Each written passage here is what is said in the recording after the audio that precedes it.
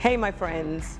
I love connecting with you, and recently I gave a challenge for anyone that had questions that needed answers to write them in, and boy, did I get a whole lot of questions, and I'm excited about it. All the way from Dubai.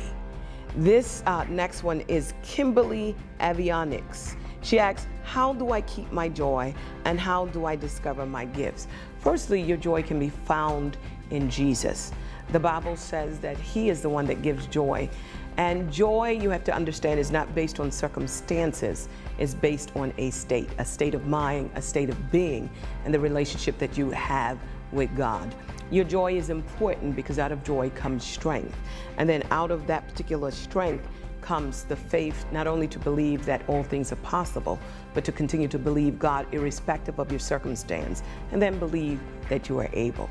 If anything, I know that with God, all things are possible, and that's enough to give anybody joy. I hope that answers your question.